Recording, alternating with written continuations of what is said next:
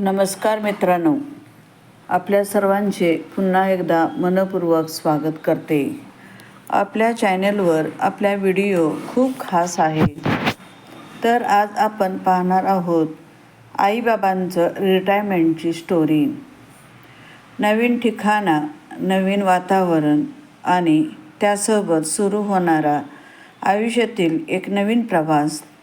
ह्या प्रवासात आनंद आहे, उत्सुकता आहे, काही आव्हानेसुद्धा आहे आणि खूप काही शिकण्यासारखी आहे.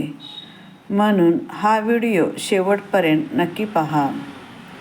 आईची निवृत्ती नाही, हृदय पिळवटून टाकणारी सत्य बोधकथा आहे. बाबा 60ला पेन्शन घेतात.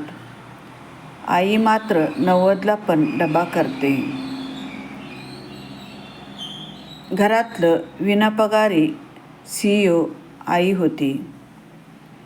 जय श्री राम समर्थ. कथा पेन्शनचा चेक आणि पोलपाट.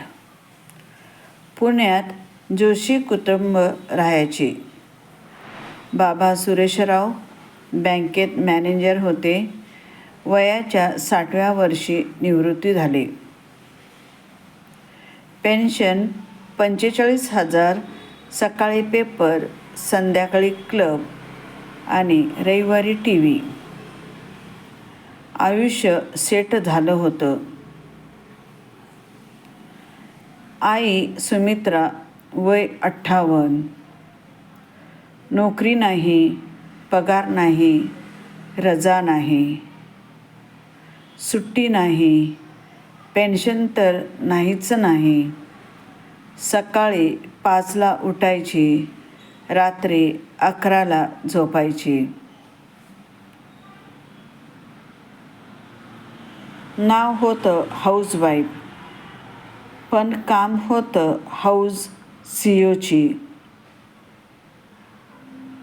मुलगा अमेरिकेत, मुलगी लग्न होऊन मुंबईला. घरात दोघंच, पण आईचं काम तेवढंच.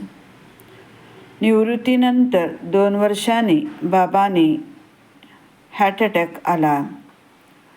3 दिवस हॉस्पिटल. आईने रात्रंरात्र जागून सेवा केली. बाबा घरी आले. डॉक्टर म्हणाले, आता पूर्ण आराम, काम नको, टेन्शन नको. बाबा आराम करू लागले. पण आई? सकाळी 6ला उठून बाबासाठी गव्हाचा चीक, पत्त्याचं जेवण, गोळ्या, तपासण्या, दुपारी भाजी चपाती, संध्याकाळी फळं, रात्री खिचडी. बाबा म्हणायचे, अगं तू पण आराम कर, आता आपण दोघे निवृत्ती झालो आहे. आई हसायची, अहो तुम्ही बँकेतून निवृत्ती झालात, मी आईपणातून कधी निवृत्ती होऊ? पोरगं अमेरिकेत आहे, पण त्याची आवडती पुरणपोळी मी आजही करते, फ्रीजमध्ये ठेवते, वाटत कधीतरी येईल. पोरगी म्हणते, आई नको गं त्रास करू. पण तिच्या बाळंतपण मीच 3 महिने खिचडी शिजवली. तुम्ही आजारी आहात, तुमचे औषधं कोण देणार? आईची ड्युटी मरेपर्यंत असते. हो, तिला VRS नाही मिळत. 20 वर्षानंतर 80वा वाढदिवस. बाबा 80 वर्षाचे झाले. पेन्शन चालू, तब्येत ठणठणीत. आई 78 वर्षाची. कंबर वाकली, गुडघे दुखतात, डोळ्यात कमी दिसतं, पण सकाळी 5ला उठतेच. बाबांच्या वाढदिवसाला मुलगा अमेरिकेतून आला, मुलगी मुंबईतून आली. मोठी पार्टी, केक, फुगे, फोटो. सगळे म्हणाले, बाबा 80ला पण कसे तरुण दिसतात. बाबा हसले. सगळं श्रेय तुमच्या आईचं. तिने मला जपलं. जेवणाची वेळ झाली. टेबलावर 12 पदार्थ. पुरणपोळी, कटाची आमटी, भात, भाज्या, पापड, लोणचं. मुलगा म्हणाला, आई, तू केटर लावलं का? एवढं कसं केलेस? आई हळूच म्हणाली, नाही रे बाबा, रात्री 2 वाजता उठून केलं. तुम्ही 5 वर्षांनी आलात ना, वाटलं आवडीचं खायला घालावं. तेवढ्यात आई चक्कर येऊन पडली. हॉस्पिटलमध्ये ICU. डॉक्टर म्हणाले, अतिश्रम, शरीर थकले, हार्ट वीक आहे. बाबा ICU बाहेर रडत बसले होते आणि म्हणाले, डॉक्टर, मला घ्या, तिला सोडा. मी निवृत्ती आहे. तिची ड्युटी अजून संपली नाही. मुलगा बाबांचा हात धरून म्हणाला, बाबा, तुम्ही 60ला पेन्शन घेतली. आईने 78 वर्ष नोकरी केली. पगार मात्र 0. ओव्हरटाईम 24 तास. आणि आजही ती रिझाईन करत नाही. कारण आई ह्या पोस्टला रिझाईन नसतं. 3 दिवसांनी आई गेली. शेवटचा शब्द. जाताना आई बाबांचा हातात हात घेऊन म्हणाली, अहो, मी जाते, पण काळजी करू नका. फ्रीजमध्ये 8 दिवसाची भाजी करून ठेवली. चपात्या डब्यात आहे. तुमच्या गोळ्या कपाटात क्रमाने लावल्यात आहे. चिठ्ठी लिहून ठेवली आहे. पोराला आवडते शंकरपाळी केली आहे. जाताना त्याला द्या. आणि हो, तुळशीला रोज पाणी घाला. मी नाही टाकू शकणार आता. बाबा हमसून हमसून रडले. अगं, तू गेल्यावर मी काय करू? मी तर काहीच करू शकत नाही. आई डोळे मिटत म्हणाली, तुम्ही काही करू नका. फक्त आठवण ठेवा की तुमच्या बायकोला निवृत्ती मिळाली नाही, कारण तिने संसार नावाची एक सरकारी नोकरी केली होती. जिथे हिते हाच रिटायरमेंटचा दिवस असतो. आई गेली, पण फ्रीज 8 दिवस भरलेला होता. बाबांनी पहिल्यांदा पोलपाट हातात घेतला आणि पहिली पोळी जळली. जळताना डोळ्यात पाणी आलं. अरे, 78 वर्ष ही बाई जळतच होती, पण आम्हाला गरम पोळी देत होती. ह्या कथेचं 5 काळजाला भिडणारे भूत. बाबा निवृत्ती होतात. आई विसर्जित होते. बाबांना पेन्शन, गौरव, समारंभ, शॉल, श्रीफळ मिळतं. पण आईला काय मिळतं? तू दिवसभर करते काय घरी, हा प्रश्न. निवृत्तीनंतर बाबांचं काम संपतं.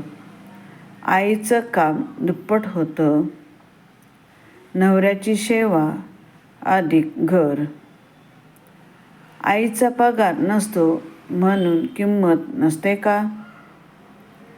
जर आईचा 24 तास कामाचा पगार मोजला तर महिना 1,00,000 होईल.